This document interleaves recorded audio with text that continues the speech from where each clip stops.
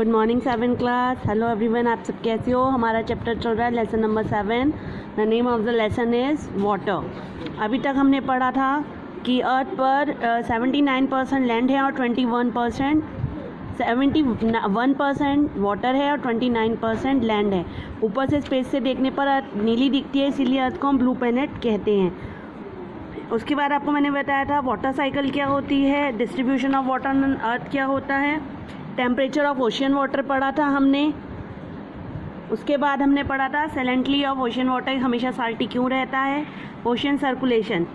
मैंने आपको बताया था कि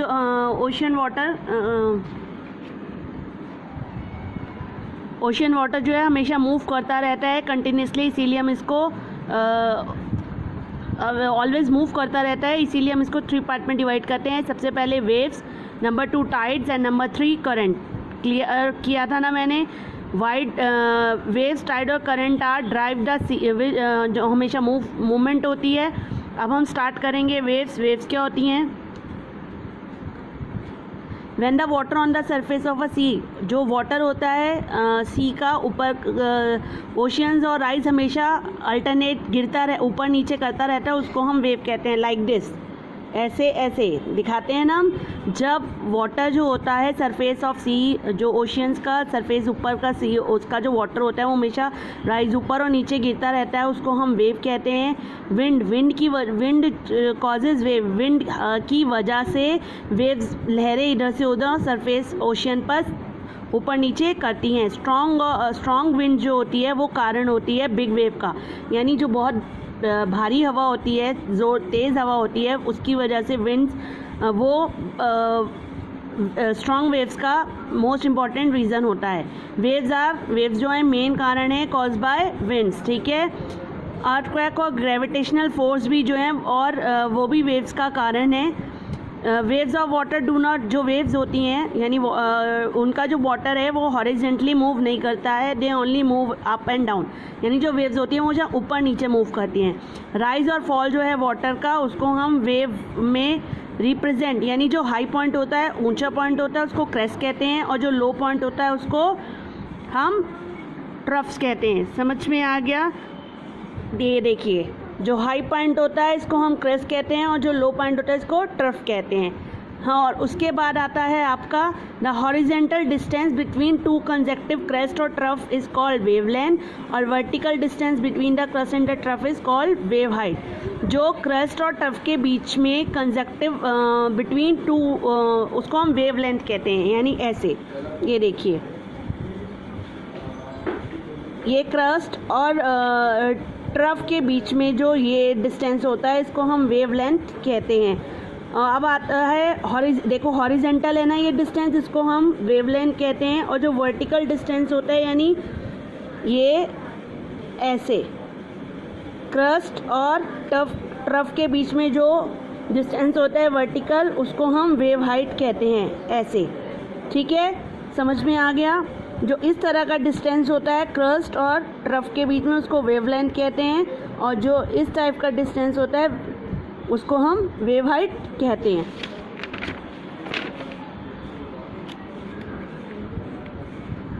अब आता है सुनामी। सुनामी क्या होती है? सुनामी एक एक्सट्रीमली लार्ज वेव होती है। Tsunami is an extremely large wave होती है जो अंडर वाटर अर्थक्वेक, जब जैसे अर्थ पे अर्थक्वेक आता है तो ऊपर बिल्डिंग्स वगैरह नीचे गिरना स्टार्ट हो जाती हैं, पर जब समुद्र के अंदर ओशंस और सी में अर्थक्वेक आता है तो उसके ऊपर तो कोई बिल्डिंग नहीं होती, पानी होता है, वो सारा बाहर निकल जाता है, जिसको हम सुनामी कहते हैं। क्लियर हो गया। इफेक्ट ऑफ वेव्स से पहले आपको एक चीज़ बताना चाहूँगी। इंडियन ओशियन सुनामी, दिसंबर 28, 2004 को इंडियन ओशियन में सुनामी आई थी, कॉज बाय एन अर्थक्वेक आया था, जिसकी वजह से उस अर्थक्वेक की एनर्जी थी 23,000, मतलब जैसे हिरोशिमा और पे एटम बॉम्ब गिरे थे, इतनी एनर्जी थी लगभग उसकी। उसका एपिसेंटर था 9.0 मैग्नीट्यूड का, located in the Indian ocean near the west coast of Sumatra. ठीक है, जिसकी वजह से आपको पता ही क्या हुआ था कि पूरा जो इंडियन ओशियन है, Indian ocean tsunami travel, Indian ocean की सुनामी ने ट्रैवल किया 3000 माइल्स इन अफ्रीका और स्टिल अराइव्ड जिसके वजह से Indira point in the Andaman Nicobar island पूरा सबमर्ज हो गया था सुनामी, मतलब गायब ही हो गया था। सुनामी रिजल्ट एटलीस्ट इतने लोगों को नुकसान हुआ था, प्रॉपर्टी का नुकसान हुआ था, बहुत सारे लोग गायब हो गए थे और घर जो हैं वो दिखाई देने बंद हो गए थे, चारों तरफ पानी ही पानी हो गया था। क्लियर हो गया? यानी इफेक्ट ऑफ वेव्स की वजह से क्या होता है, बीचेस पर वेव कैन वियर, बीचेस पर वेव इधर से उधर, बीचेस की वजह से सॉइल इरोजन हो जाता है, जो मिट्टी है वो उड़ जाती है, वेव्स जो है वो डिपॉजिट कर देती है सैंड को, ज़्यादा जिन एरियाज़ पर सैंड की कमी होनी चाहिए वहाँ बहुत ज़्यादा सैंड हो जाती है। If they come in an angle they can move sand along the coast. और सुनामी जब वेव सुनामी का रूप ले लेती है तो उसमें तो आपको भी बताया, देखिए मैंने बताया कि इंडियन पॉइंट जो है, हमारा इंदिरा पॉइंट जो है वो अंडमान निकोबार आइलैंड में बिल्कुल सबमर्ज हो गया था, दिखना ही बंद हो गया था कि यहाँ कुछ था भी, तो इसकी वजह से बहुत सारा नुकसान भी होता है। अब आता है टाइड्स। टाइड्स क्या होती है? The rise and fall, the rise and fall in the sea. जब सी लेवल में राइज और फॉल, वही वेव की ऊपर नीचे लहरें होती हैं, उनको हम टाइड्स कहते हैं। It is caused by a giant wave. ये बहुत मतलब बड़ी लहरों की वजह से होती है टाइड। टाइड्स भी दो टाइप की होती हैं, high tide, low tide. High tide कब होती है? जब वाटर इज एट हाईएस्ट, जब वाटर हाईएस्ट लेवल पर होता है। और लो टाइड कब होती है? जब वाटर बिल्कुल मिनिमम बहुत नीचे लेवल पर होता है। और ये होता क्यों है? Gravitational pull of the moon, gravitational effect और मून की ग्रेविटी की वजह से जब ये खींचता है तो ये हाई टाइड और लो टाइड्स होती हैं। To small bulk of water from on the earth. Moon की ग्रेविटेशनल पुल या मून की वजह से भी दो टाइड्स अर्थ पर और होती हैं, एक है स्प्रिंग टाइड, एक है नीप टाइड। क्योंकि अर्थ स्पिन करती है यानी अर्थ रोटेट करती है, उसकी वजह से दो टाइड्स और होती हैं, स्प्रिंग टाइड्स और नीप टाइड्स। अभी मैंने आपको एक चीज़ बताई पहले, तो टाइड्स दो टाइप की होती हैं, हाई और low. High tide when the water is up level और low tide when the water is minimum level. Gravitational effect की वजह से टाइड्स होती हैं, पर अर्थ रोटेट करती है उसके भी वजह से भी दो टाइड्स होती हैं, वो एक है स्प्रिंग टाइड, एक है नीप टाइड। सबसे पहले आता है spring tide, specially strong tides. इनको हम स्ट्रॉन्ग टाइड्स भी कहते हैं। दे अकर व्हेन, ये कब होती हैं? अर्थ, जब अर्थ, सन और मून एक साथ एक स्ट्रेट फॉर्म में आ जाते हैं। आपको पता है सन तो अपनी जगह पर फिक्स्ड है, पर अर्थ मूव करती है और मून अर्थ के चारों तरफ मूव करता है। तो जब ये तीनों एक स्ट्रेट फॉर्म में आ जाते हैं इस ग्रेविटेशनल फोर्स मून की वजह से, और सन बोथ कंट्रीब्यूट करता है, टाइड्स को अपनी ओर खींचता है, लाइक दिस। ये देखिए स्प्रिंग टाइड, ये अर्थ, ये सन और ये मून। ठीक है, क्लियर हो गया? अब एक चीज़ और, स्प्रिंग टाइड अकर, स्प्रिंग टाइड कब आती हैं? During the full moon and the new moon. जब फुल मून होता है, फुल मून यानी जिस दिन पूरा मून निकलता है, पूर्णमासी, और न्यू मून जिस दिन अमावस होती है। High tides are higher and low tides are lower. High tides बहुत हाइयर होती हैं और लो टाइड्स आपको पता है नॉर्मल। अब आता है नीप टाइड्स। नीप टाइड्स क्या होता है? Neap tides are specially weak tides. Neap tide को वीक टाइड्स भी कहते हैं। दे अकर, ये जब आती हैं when the gravitational force of the moon and the sun are perpendicular to with. Neap tides occur during quarter moon. सीधी सी बात है कि नीप टाइड्स जब क्वार्टर मून होता है, half moon. High tides are lower and low tides are higher. इसमें हाई टाइड्स जो होती हैं वो लोअर होती हैं और लो टाइड्स जो होती है हायर होती हैं देन नॉर्मल। ठीक है, लाइक दिस। अब आता है इफेक्ट्स ऑफ टाइड। टाइड के इफेक्ट्स क्या हैं?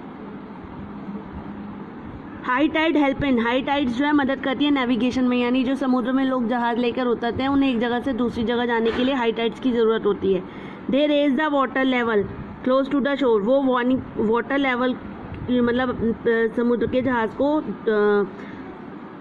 सी पोर्ट तक ले जाने में आसानी से पहुंचा देते हैं। ये हेल्प करते हैं शिप्स को हार्बर तक पहुंचाने में। हाई टाइड्स फिशिंग के लिए भी बहुत, यानी जो लोग फिशिंग का काम करते हैं उनके लिए हाई टाइड्स होना बहुत ज़रूरी है। मैनी मोर फिशर शोर, मतलब समुद्र के किनारे पे तब आते हैं जब उनको मालूम होता है कि अब हाई टाइड्स चल रही हैं, तो उनको बहुत सारी फिशेस मिलेंगी। The rise and fall of water, जो राइज और फॉल ऑफ वाटर है ड्यू टू टाइड्स की वजह से वो जनरेट करता है इलेक्ट्रिसिटी। आजकल टाइडल एनर्जी भी, पहले आपने देखा होगा थर्मल एनर्जी, सोलर एनर्जी, आजकल हम लोग टाइडल एनर्जी का भी यूज़ कर रहे हैं कि लोग जो हैं टाइड से एनर्जी निकालते हैं जिसको हम टाइडल एनर्जी कहते हैं। अब आता है ocean currents. Ocean currents are stream of water. Ocean currents जो हैं स्ट्रीम्स ऑफ वाटर हैं flowing ocean surface in a definite direction में एक मूव करते हैं। ओशियन करंट को हम दो पार्ट में डिवाइड करते हैं, warm current and cold current. Warm यानी गर्म और कोल्ड करंट यानी ठंडा। अब जनरली वार्म करंट जो होता है वो ऑरिजिनेट होता है इक्वेटर से और मूव करता है पोल्स की तरफ, जबकि कोल्ड करंट ऑरिजिनेट स्टार्ट होता है पोल से और मूव करता है इक्वेटर की तरफ। यानी वार्म करंट कहाँ से, इक्वेटर से स्टार्ट होता है, पोल की तरफ चलता है, और कोल्ड करंट पोल से स्टार्ट होता है और इक्वेटर की तरफ चलता है। And ocean current is by ocean current के बहुत सारे कारण हैं, जैसे विंड्स की वजह से होता है, ओशन के टेम्परेचर की वजह से होता है, डेंसिटी की वजह से होता है, सी वाटर की और रोटेशन ऑफ द अर्थ की वजह से भी ओशन में करंट में डिफरेंस होता है। अब आता है इफेक्ट ऑफ करंट। इस करंट के क्या डिफरेंस है। Ocean current act much like a conveyor belt transporting warm water and precipitation from the equator toward the poles and cold water from the pole back to the tropic. Ocean current conveyor belt की तरह काम करता है, यानी transport में use होता है। Warm water में प्रेसिपिटेशन ज़्यादा होता है, रेनफॉल और स्नोफॉल फ्रॉम द इक्वेटर से पोल्स की तरफ, और कोल्ड वाटर से पोल्स बैक से टू द ट्रॉपिक की तरफ। दस करंट जो है वो ग्लोबल क्लाइमेट को रेगुलेट करता है, यानी जब बारिश नहीं होती, बारिश होने के आसानी में ओशन करंट हमारी मदद करता है। ठीक है, शिप जो हैं वो सेल करते हैं, मैंने भी बताया था, एक जगह से दूसरी जगह जाने के लिए शिप को टाइड्स चाहिए, ओशन करंट चाहिए। उसी की वजह से एक तो वो सेव हमारा टाइम भी बचाते हैं और हमारा फ्यूल भी बचाते हैं ocean current. Ship moving against the current low speed, अगर मूविंग करते हैं करंट अगेंस्ट द करंट यानी करंट उल्टा करंट अगेंस्ट, तो लॉस उनकी स्पीड कम हो जाती है। वेयर कोल्ड और वार्म करंट मीट, जहाँ पर कोल्ड और वार्म करंट मिलते हैं उनको, उस ग्रोथ को हम plant cotton, for the growth of plant cotton, यानी वहाँ पर जो फ़िश है बहुत अच्छी मिलती है। यहाँ पर दोनों करंट मारे जाते हैं, वहाँ पर फिशिंग वालों को फ़िशेस बहुत अच्छी मिलती है। दिस रीज़न सपोर्ट करता है नंबर ऑफ मरीन लाइफ, यानी वह जो मरीन जो समुद्र के केकड़ा और भी समुद्र के फिश वगैरह खाते हैं, उनको वो एक्वेटिक लाइफ वहाँ से मिल जाती है। Newfoundland on the eastern coast of North America is the meeting point. Newfoundland eastern North America में मीटिंग पॉइंट है गुल्फ स्ट्रीम का, जहाँ पर वार्म करंट और लाबोदक करंट यानी कोल्ड ओशियन करंट दोनों मिलते हैं। ये मेजर फिशिंग सेंटर है वर्ल्ड का। ठीक है, समझ में आ रहा है आपको। द एरिया जहाँ पर वार्म और कोल्ड करंट मिलते हैं, एक्सपीरियंस वहाँ फॉगी वेदर होता है, मतलब फॉग बना रहता है। Make it difficult for ships to navigate cause major accident, वहाँ मेजर एक्सीडेंट भी होते हैं क्योंकि फॉग होने की वजह से, कोहरा होने की वजह से, तो शिप्स को इधर से उधर नेविगेशन करने में दिखाई नहीं देता है। यही रीज़न है कि ये ऑल्सो इन फेमस है ग्रेवयार्ड ऑफ 1000 शिप, यानी बहुत सारे ग्रेवयार्ड मतलब कब्रिस्तान बन गया है, 1000 शिप का गायब हो जाते हैं, दिखने उनको एक्सीडेंट हो जाता है। Ocean currents determine the amount of rainfall. Ocean current main ocean current से फ़ायदा है कि हम अमाउंट ऑफ रेनफॉल बहुत ज़्यादा बारिश कराने में, और इसके अलावा onshore wind pick up a large quantity अपने साथ लाती है मॉइस्चराइजर्स, और warm current and thus bring heavy rainfall, और वार्म करंट जो है अपने साथ लाता है bring heavy rainfall in the coastal area. Clear हो गया आप लोगों को, समझ में आया। हाँ जी, क्या होता है waves. When the water on the surface of sea, जब ओशियन में राइज और फॉल वाटर गिरता है उसको हम वेव्स कहते हैं। वेव्स में जो हाई पॉइंट होता है उसको हम क्रेस्ट कहते हैं, जो लो पॉइंट होता है उसको हम ट्रफ कहते हैं। ठीक है, क्रेस्ट और ट्रफ के बीच में जो ये डिफरेंस होता है इसको वेवलेंथ कहते हैं, जो हॉरिजॉन्टल होता है, और क्रेस्ट और ट्रफ के बीच में जो वर्टिकल डिस्टेंस होता है उसको हम वेव हाइट कहते हैं। राइज और fall level in is called a tide. Tide कितनी तरह की होती है, टू, हाई टाइड और लो टाइड। किसकी वजह से होती हैं, gravitational effect of the moon पर अर्थ रोटेट करती है, इसलिए दो टाइड और होती हैं, एक स्प्रिंग टाइड एक नीप टाइड। स्प्रिंग टाइड होती है जब ये अर्थ मून सन तीनों एक ही डायरेक्शन में आ जाते हैं। ओशियन करंट क्या होता है, ओशन करंट स्ट्रीम एक water flowing consistency on the ocean surface और डेफिनेट डायरेक्शन पे, ये भी 2 टाइप होते हैं, वार्म एंड कोल्ड करंट।